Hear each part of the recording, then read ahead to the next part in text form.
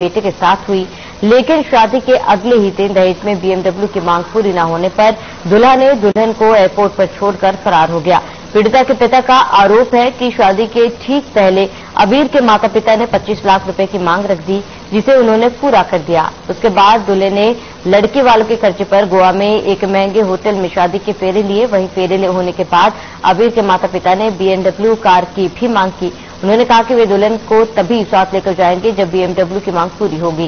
साथ ही पीड़िता के पिता ने बताया कि वो अपनी बेटी के रिश्ते और शादी तक लगभग 2 करोड़ रुपए खर्च कर चुके हैं। गोवा पुलिस से न्याय नहीं मिलने के बाद उन्होंने इस मामले की शिकायत फरीदाबाद के सेक्टर 8 थाने में की है। साथ ही वो समाज में ऐसे दहेज लोभियों के खिलाफ सख्त से सख्त कानूनी कार्रवाई चाहते हैं।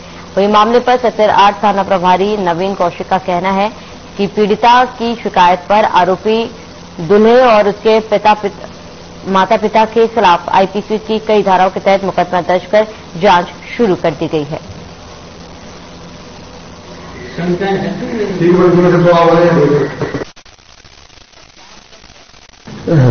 उसने गोवा में जाकर शादी करी थी। शादी के बाद जो है जब वो अपने घर जाने लगे दोनों पार्टियां, तो उसका हस्बैंड जो है उसको एयरपोर्ट पर छोड़कर, अकेले को छोड़कर जो है भाग गया था। उसके बाद जो है परिवार ने जो है वहां भी कंप्लेन दी थी एयरपोर्ट अथॉरिटी को, लेकिन उन्होंने कहा भी अभी अपने लोकल थाने में कंप्लेन करें या जहां पर शादी हुई है वहां करें। तो उसके बाद जो है वो 3 लोग हमारे पास आए थे। ये 26 जनवरी को शादी हुई थी। जैसे ही हमारे को कंप्लेन इश्यू हुई तो अधिकारियों के संज्ञान में मामला लाकर हमने इसमें जो है जो भी दहेज के मामले में जो भी काउंसलिंग होती है वो काउंसलिंग की। जीवन साथी के थ्रू हमारा इनसे रिश्ता चालू हुआ, बात हुई। उसके बाद हम शादी के लिए एग्री हो गए दोनों पार्टी। फिर उन्होंने कहा अकेला चाइल्ड है, हम बाहर डेस्टिनेशन वेडिंग करनी है। उनके मुताबिक फिर गोवा का महंगा रिसोर्ट इन्होंने पसंद किया। वहां पे बीच में जब एंगेजमेंट हो चुकी थी उसके बाद इनकी थोड़ी डिमांडें चालू हुई। फिर हमने सोचा चलो कोई बात नहीं, छोटी मोटी डिमांडें पूरी करते रहे उनकी। उसके बाद फिर शादी से पहले उन्होंने कहा कि मेरी पेमेंट नहीं आई है, 25 लाख रुपए आप ले आना, मैं आपको बाद में लौटा दूंगा। और इन्होंने रिसोर्ट के लिए भी कहा कि 1 दिन का खर्चा आप करेंगे, 1 दिन का मैं करूंगा। लेकिन मोस्टली इन्होंने 2 दिन की बजाय 3 दिन का वहां प्रोग्राम कर दिया।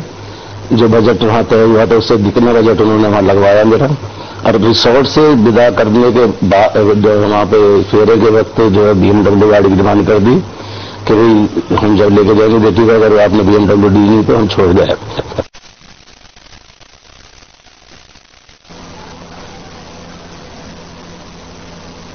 ज्यादा जानकारी के लिए संवाददाता मोनू पांचाल हमारे साथ जुड़ चुके हैं। मोनू, क्या कुछ पूरी जानकारी इस पूरे मामले पर फिलहाल क्या अपडेट है?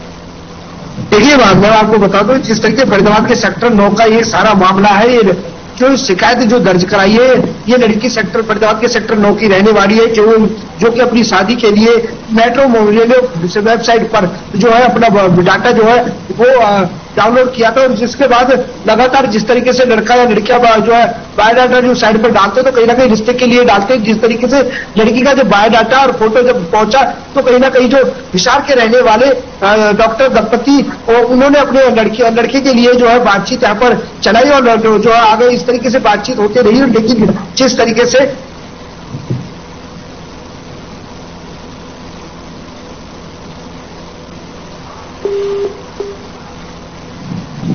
लगता है संपर्क टूट गए, दोबारा छूटने की कोशिश करेंगे। आपको बता दें दहेज लोभियों का फिर एक बार कारनामा सामने आया है, जहां पर एक डॉक्टर दुल्हन को केवल एक BMW की मांग को लेकर दूल्हा छोड़कर फरार हो गया। दहेज में BMW ना मिली, जिससे नाराज दूल्हा और उसका परिवार दुल्हन को वहीं छोड़कर फरार हो गया है। फिलहाल केस दर्ज कर लिया गया है और कार्रवाई की जा रही है, जहां पर दुल्हन के पिता की मांग है कि ऐसे दहेज लोभियों के खिलाफ सख्त से सख्त कार्रवाई की जाए ताकि ऐसे मामले दोबारा सामने न आए। बता दें कि पिता का कहना है कि शादी से ठीक पहले 25 लाख की डिमांड की गई थी, जो पूरी कर ली गई थी। और शादी के बाद ये शर्त रखी गई कि अगर BMW नहीं दिया गया तो वो अपने साथ दुल्हन को विदा करके नहीं ले जाएंगे। और BMW न मिलने पर दुल्हन को वहीं छोड़ दूल्हा जो है फरार हो गया। फिलहाल इस पूरे मामले पर पुलिस द्वारा कार्रवाई की जा रही है और जांच की जा रही है। तो शादी के बाद दूल्हा फरार हो गया। बता दें कि लगातार मांगे जो है इनकी बढ़ती जा रही थी, जिसके बाद मांगे पूरी न होने पर दूल्हा फरार हो गया था। संवाददाता मोनू पंचाल हमारे साथ दोबारा से जुड़ चुके हैं। मोनू, फिलहाल क्या अपडेट है? क्या फिलहाल कार्रवाई में क्या कुछ बातें सामने आई है? क्या जो आरोपी दूल्हा है वो पकड़ा गया है?